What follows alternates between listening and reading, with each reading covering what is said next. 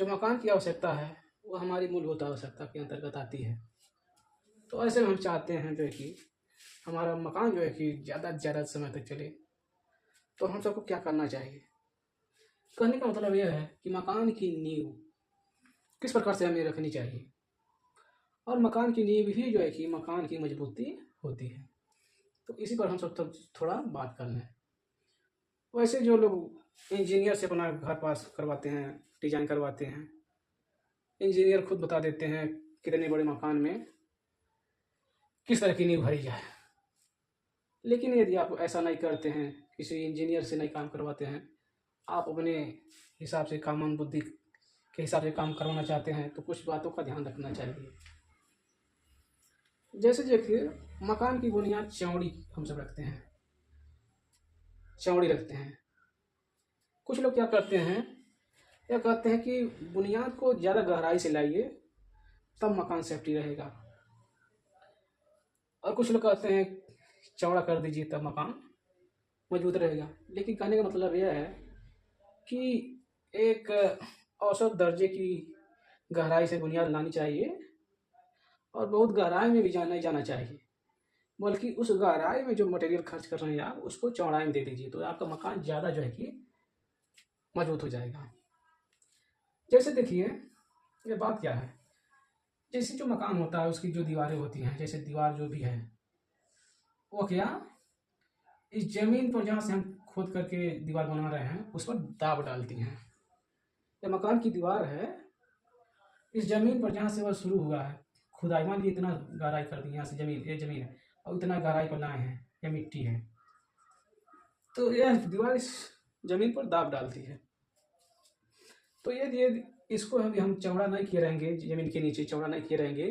तो दीवार उसमें जो है कि लोड पाने पर ऊपर से जब लोड पड़ेगा, बल पड़ेगा, तो उसमें ज़्यादा जो है कि क्या होगा, दाब उत्पन्न होगा और वह नीचे जा सकती है। तो ऐसे में क्या करना चाहिए, यही चौड़ाई को पर्याप्त मात्रा में रख लेना चाहिए, जैसा भी हो मकान का जितना हाइट ले जाना है। तो नींव को जैसे मान लीजिए, अब आजकल के समय में तो कॉलम पर जो है कि सारे बिल्डिंग बन रहे हैं, सारे मकान बन रहे हैं, चाहे छोटा मकान हो अथवा बड़ा मकान हो, सब में कॉलम लगाया जाता है। तो इसलिए उसमें जो है कि जैसे कॉलम का जो निचला बुनियाद है उसको 3x3 का या 3.5x3 का या 4x4 का भी तक खना जाता है उस गड्ढे को, और वहाँ से जो है कि जाली बांध करके इस कॉलम को खड़ा करते हैं, तो वह मजबूत रहता है। अन्यथा उसको यदि हम पतला कर देते हैं, उसके बुनियाद को कम कर देते हैं, नींव को कम कर देते हैं, तो दीवार को उसमें धंसने की ज़्यादा संभावना होती है। इसलिए बुनियाद की चौड़ाई हम सब बढ़ा लेते हैं। जैसे देखिए, एक ऐसे थोड़ा इसको समझ लें, मान लीजिए जैसे कोई कील आप लीजिए, कील कांटी जिसको कहते हैं, कांटी ऐसे होता है, मान लीजिए ऐसे कांटी होता है, एक कांटी है मान लीजिए, और इसका भाग ऐसे नुकीला होता है, नुकीला होता है ऐसे कांटी का। अगर इस भाग को आप नीचे कर दीजिए, हार्ड मिट्टी पर भी रख दीजिए, और इधर से थोड़ा सा दाब लगाइए तो वो घुस जाएगा, ठीक। लेकिन यदि आप इस कांटी के इस चपटे भाग को नीचे कर दीजिए, इस तरह से कांटी के इस चपटे भाग को नीचे कर दीजिए ऐसे,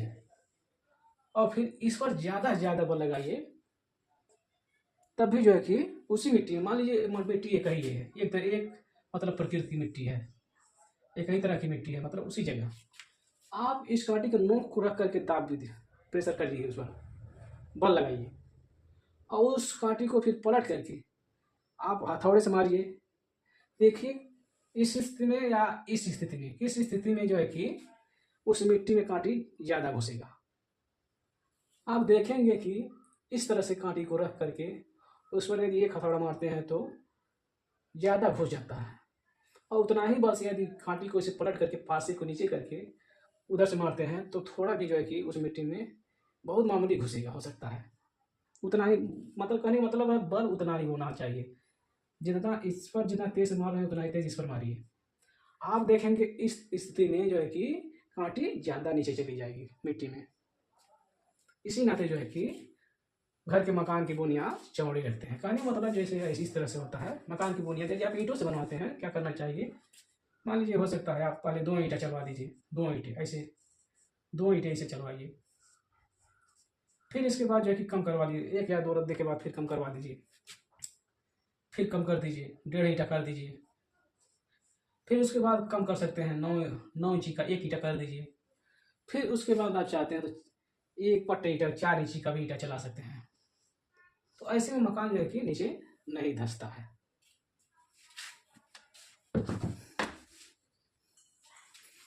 एक बात और हम यहाँ समझा देना चाहेंगे कि आप समझ रहे होंगे कि आप कर रहे हैं यहाँ पर कील के ऊपर हथौड़े से मारना है,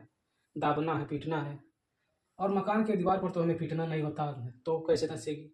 लेकिन यह समझने की बात है, मकान पर भी जो है कि लोड होते हैं, जब छत लगता है वह लोड बढ़ता ही जाता है, फिर उसके ऊपर कुछ काम करते हैं, कुछ सामान रखते हैं, तो अभी लोड इन दीवारों पर ही आता है और ज़मीन पर ही जाता है अंत में जा कर के। तो ऐसे में दीवार धंसने की संभावना होती है।